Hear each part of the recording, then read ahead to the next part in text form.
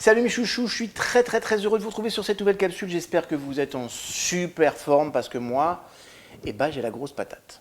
D'accord, et puis il fait beau, et puis voilà.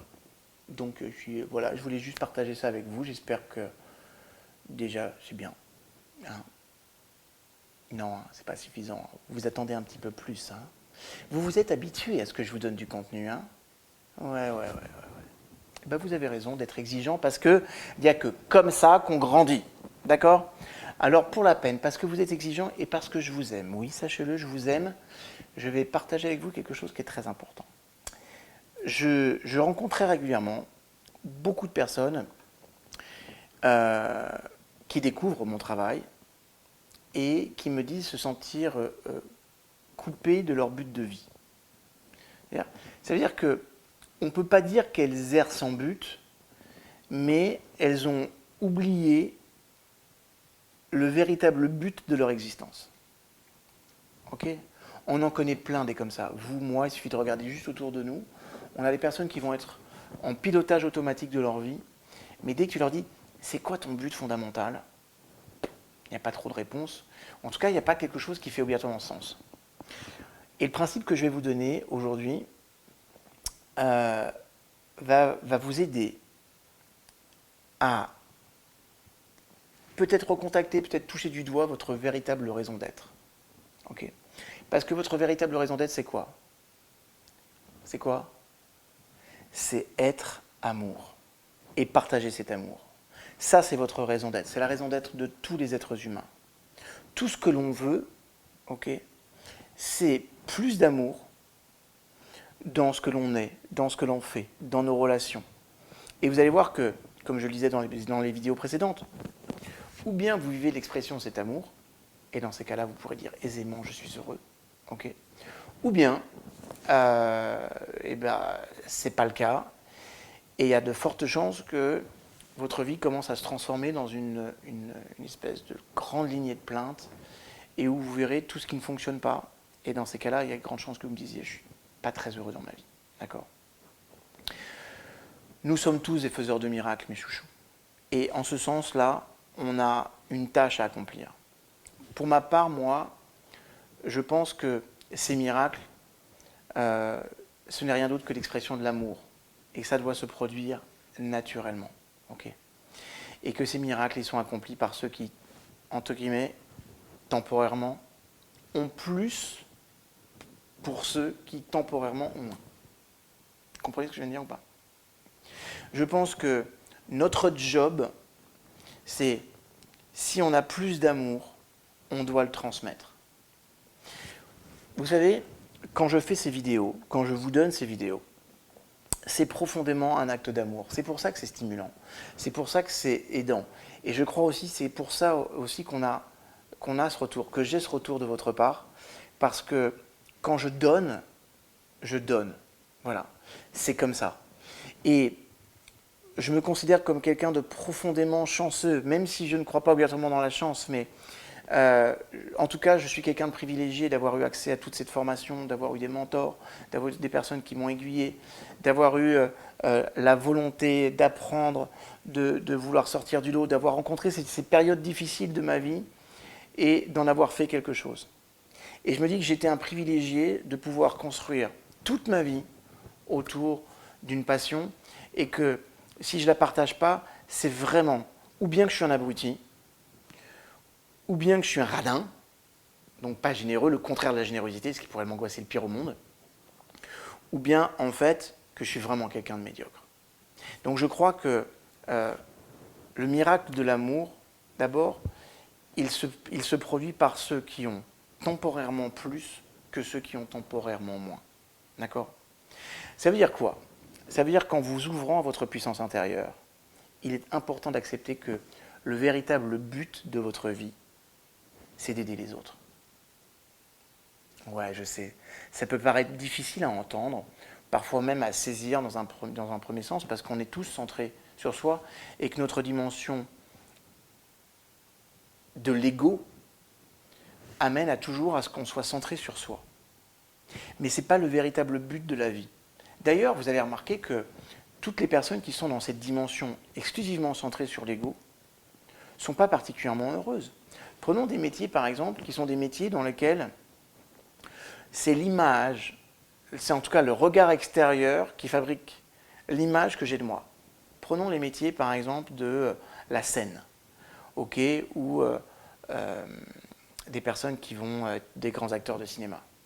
Combien, ou alors des artistes, des chanteurs, combien de personnes on a vu exceller dans leur art, être les meilleurs, ok, être au top du top, être parfois payé des dizaines de millions de dollars, de vivre dans des villas de plusieurs milliers de mètres carrés à Hollywood, à Beverly Hills, et qu'ils se suicident. Ou alors des personnes qui vont sombrer dans la drogue. Parce qu'en fait, vous ne comprendrez qu'une seule chose, c'est que chaque fois que vous allez faire quelque chose qui est exclusivement centré sur vous, en fait, vous ne faites que répondre à un système d'anxiété et d'angoisse. Mais dès que vous allez commencer à être dans votre but véritable, okay, et que vous comprenez que ce but véritable, c'est d'aider les autres, c'est de faire grandir les autres, c'est de les amener à sortir d'une impasse ou de comprendre des principes qui vont leur permettre de passer à un niveau supérieur, curieusement, vous vous rendez compte de combien vous vous enrichissez. Okay, et combien ce sentiment d'enrichissement renforce la réalisation de soi, que la réalisation de soi renforce la fierté, et que la fierté bâtit une estime de soi de folie. Vrai ou pas? On a tous vécu ça. Le simple fait de rendre un service à quelqu'un, parfois on se demande à qui ça rend vraiment service, à qui ça fait vraiment plaisir. Donc mon chouchou, la technique que je te présente aujourd'hui, elle est ultra puissante, mais elle est incroyablement simple. Je vais vous demander de réciter régulièrement cette prière qui m'a été enseignée par l'un de mes mentors, okay, et qui pour moi est une prière très très très importante. Prenez le temps de la noter. Je ne suis ici que pour aider véritablement. Je ne suis ici que pour aider véritablement. Je suis ici pour représenter celui qui m'a envoyé. Je suis ici pour représenter celui qui m'a envoyé. Okay. Je n'ai à m'inquiéter ni de ce que je dirai, ni de ce que je ferai, car celui qui m'a envoyé va me diriger. Je suis content d'être là où il souhaite que je sois, connaissant qu'il y a avec moi une force me permettant de m'enrichir et d'enrichir les autres. Je serai guéri en le laissant m'enseigner à guérir. C'est beau ça ou pas? Bon, je vous invite à méditer ces paroles et à construire maintenant votre propre prière. D'accord? Ça veut dire quoi? Les paroles de cette prière, elles contiennent de l'énergie et une certaine forme d'abandon pour se mettre au service des autres. Donc là maintenant, ce que je vais vous proposer, oui, je vous propose, et c'est le homework que je vous donne, et je vous en supplie, prenez le temps de le faire. Écrivez-vous en les 3-4 lignes maximum. Maximum, 3 c'est bien, 3 lignes c'est bien, c'est facile à mémoriser. Votre prière de service. Ok? Ça veut dire quoi? Ça veut dire ce que je vais me répéter pour me mettre au service des autres. Ce que je vais répéter pour être certain que je n'oublie jamais que mon but, c'est de me mettre au service des autres. Avec vos propres mots. D'accord? Vous allez écrire cette prière et vous allez l'auto-évaluer sur une échelle de 0 à 10. 0 étant, c'est pas super énergisant, voire pas énergisant du tout, et 10, quand je la lis, ça me file une patate de feu. D'accord? Et je vous invite à reprendre cette prière, à changer les mots, à les améliorer, jusqu'à ce que vous ayez un 10 parfait. D'accord? Dès que, rien que vous lisez, quand vous lisez cette prière, ça vous met en énergie, ça vous met en puissance, je peux vous garantir que ça va être un grand cadeau. Par contre, cette prière, elle doit vous mettre en énergie, mais elle doit vous rappeler que le but de votre vie, c'est d'être au service des autres. D'accord? Servir. On est tous des samouraïs. Vous savez ce que veut dire le mot samouraï? Ça veut dire servir. Un samouraï, c'était un guerrier qui servait sa communauté. D'accord? C'est-à-dire que tout son engagement, sa discipline, n'avait de sens que parce qu'il était au service d'eux. Okay? Vous êtes des samouraïs? Alors venez, on y va. Et une fois encore, écoutez-moi bien, vous serez guidés Et quand vous allez écrire, et quand vous allez répéter cette prière, et quand vous allez la répéter suffisamment de fois pour qu'elle devienne vôtre, vous apprendrez à vous extraire de votre propre chemin en vous mettant au service des autres. Et là, écoutez-moi bien, il n'y a rien de plus puissant que d'avoir ce sentiment-là. D'ailleurs, il y a un très très grand monsieur qui s'appelle Aung San Suu Kyi. Aung San Suu Kyi. Ouais, Aung San Suu Kyi. Aung San Suu Kyi, c'est ça.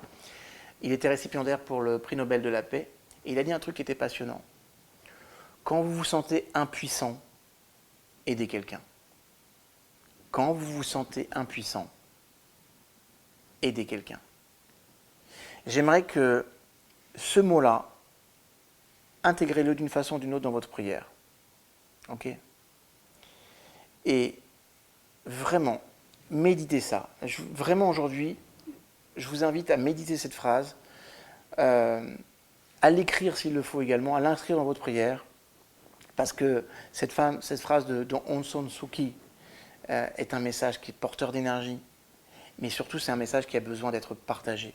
On vit dans des mondes tellement égocentrés, tellement centrés sur eux-mêmes, qu'à partir du moment où on veut délivrer un message, parfois, quand on veut aider les autres, limite on passe pour un extraterrestre.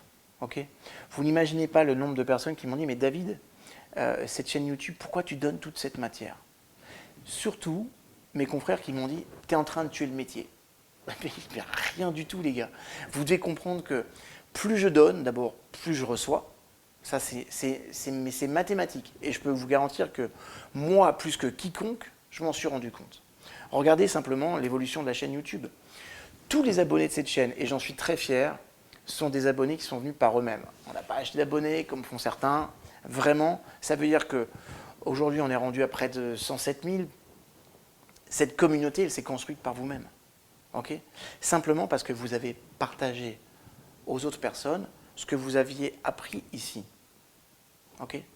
Donc, pour moi, ne serait-ce que cette chaîne-là, elle est la libre expression de ce que je suis en train de vous enseigner aujourd'hui. Alors rappelez-vous ça, quand vous vous sentez impuissant, aidez quelqu'un. Et vous savez quoi, dans les commentaires, mettez-moi votre petite prière. Partagez avec nous tous, votre prière qui va vous rappeler votre raison d'être, car votre raison d'être, la plus ultime, le but de toute notre vie, c'est d'être au service des autres. Tout ce qu'on développe, tout ce qu'on est, tout ce qu'on fait, c'est pour aider les autres, parce que c'est comme ça que ça fonctionne. Plus j'aide les autres, plus je reçois. Et vous savez, il y a un phénomène en psychologie qu'on appelle le phénomène de contre-projection. Ça veut dire quoi ? Ça veut dire que je ne peux vous donner que ce que j'ai. Je peux vous donner du temps si j'en ai, des connaissances si j'en ai, de l'argent si j'en ai. D'accord ? Je peux vous donner de l'amour si j'en ai suffisamment pour moi. Donc maintenant, ça veut dire quoi ? Ça veut dire que si j'aide quelqu'un dans sa difficulté, ça veut dire que moi, j'ai des ressources.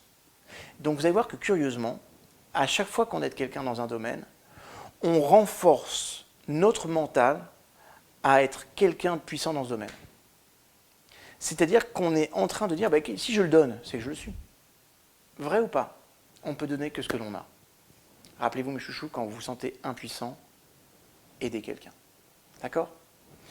Je vous rappelle également que vous pouvez télécharger, faites-le pendant l'été, mes 2 bouquins sur david-lefrançois.com. Quand vous téléchargez le premier, le deuxième arrive. Il y en a un sur l'intelligence motivationnelle et l'autre que j'ai donné pour les 100 000 abonnés sur les zones d'ombre, qui est vraiment un super bouquin qui a été coécrit avec mon épouse. Donc, allez-y, allez voir, profitez, téléchargez. Je vous aime, je vous retrouve sur une prochaine vidéo. Mettez un pouce bleu si vous avez aimé, partagez si vous avez encore plus aimé. En tout cas, quoi qu'il arrive, moi je continuerai à rester dans cette dynamique de vous donner, de vous offrir, parce que quand je le fais, je me prends un kiff. Mais je crois en fait que c'est la plus grande forme d'égoïsme, c'est d'être généreux. À méditer. Je vous aime.